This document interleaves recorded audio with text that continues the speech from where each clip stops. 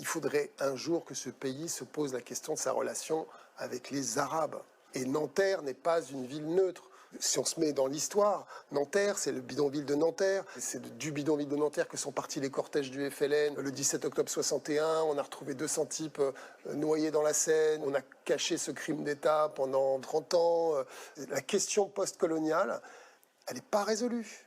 Le fils Zemmour, avec un 4x4, il est rentré dans 2 mecs en scooter dans le 6e arrondissement il y a 3 mois. Personne ne lui a tiré dessus, bourré. Personne ne lui a tiré dessus. Effectivement, il y a 2 poids, 2 mesures. Effectivement, les populations qui vivent dans ces quartiers sont des cibles beaucoup moins coûteuses, on va dire, que celles des beaux quartiers. On le sait.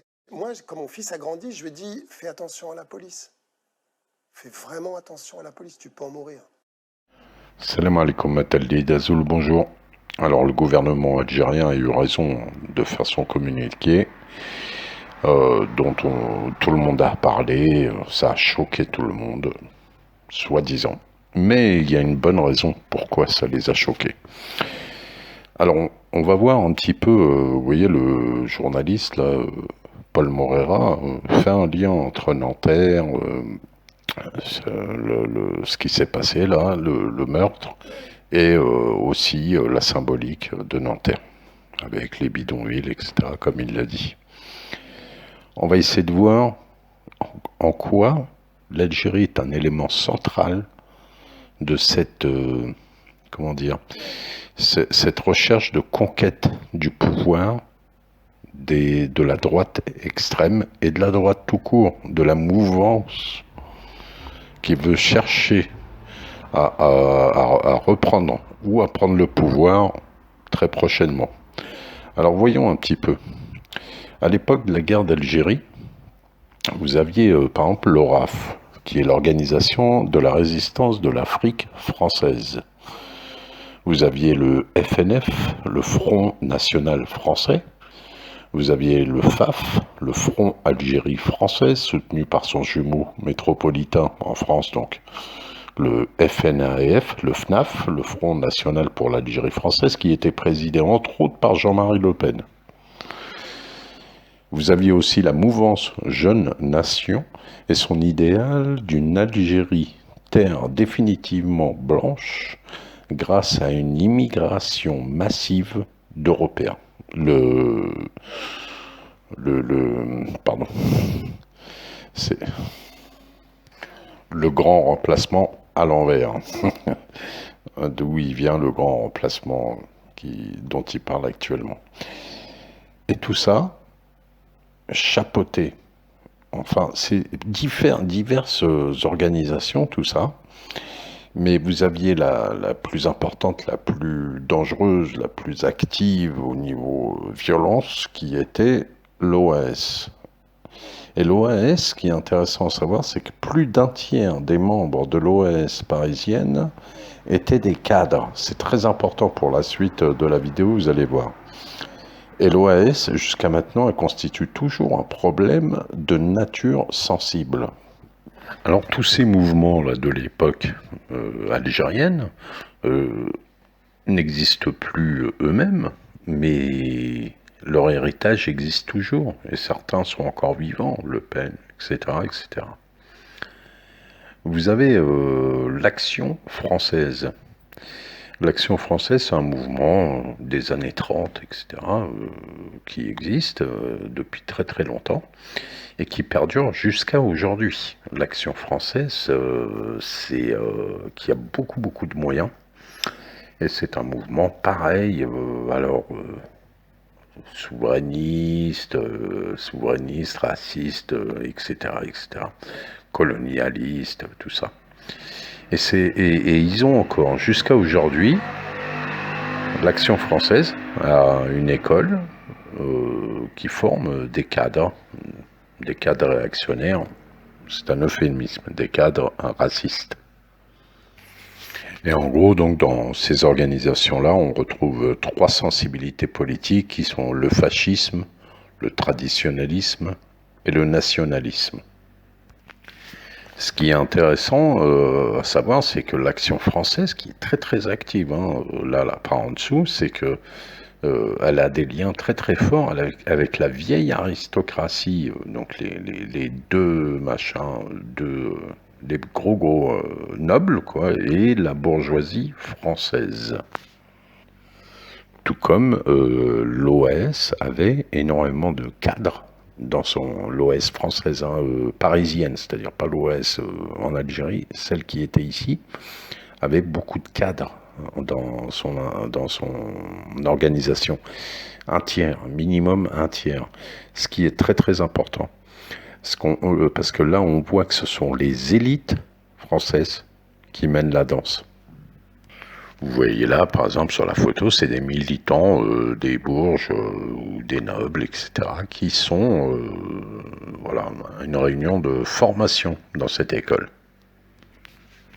Et j'ai noté une citation de quelqu'un, d'un observateur de cette école, qui disait « Quand on a été formé à l'Action française, on peut tout autant finir ministre de droite, s'épanouir au Rassemblement national, Front national, ou entrer en radicalité, c'est-à-dire dans la violence. » Donc on voit bien, en fait, le lien entre les ex-Algérie française et d'hier et d'aujourd'hui.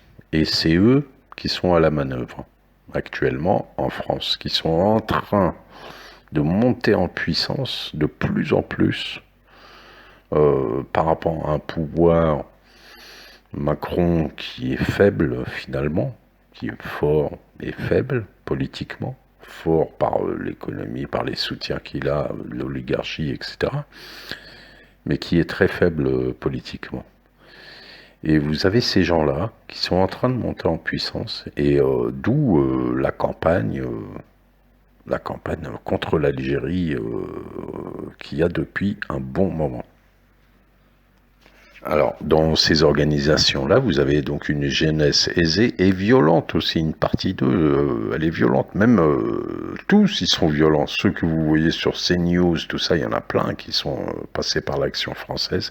Des jeunes, là, que vous voyez dans les médias, je n'ai pas les noms en tête, mais des femmes, tout ça, qui sont très vindicatives et tout. Là, et vous avez aussi ceux qui, voilà, dans la rue, vont faire en groupe, vont essayer de se balader et puis d'attraper un arabe, un noir, de temps en temps, quoi.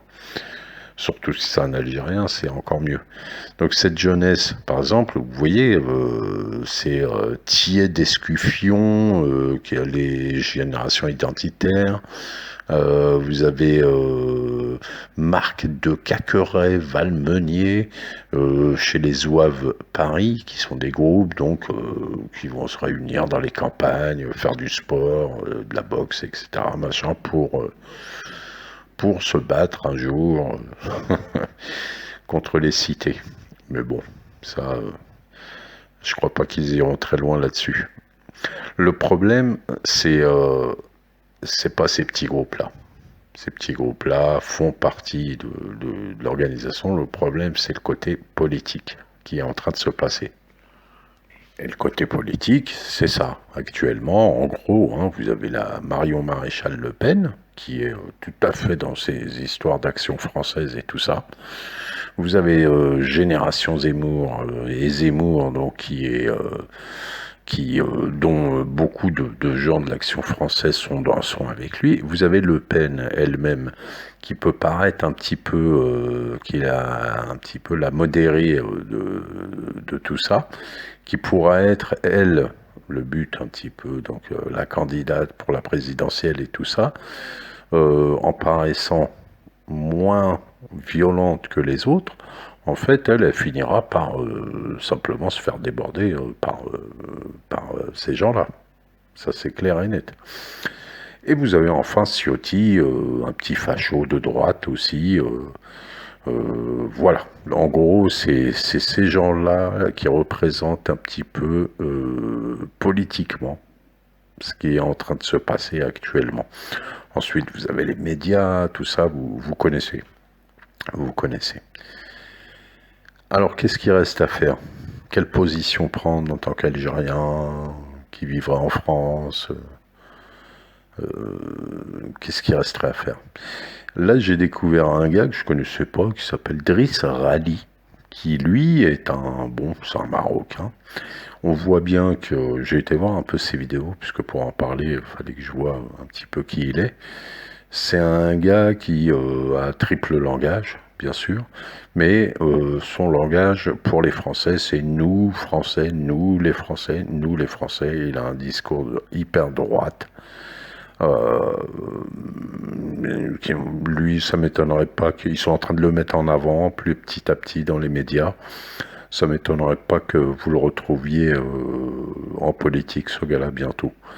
Euh, alors, soit, voilà, certains vont se mettre à dire nous sommes français, nous sommes français.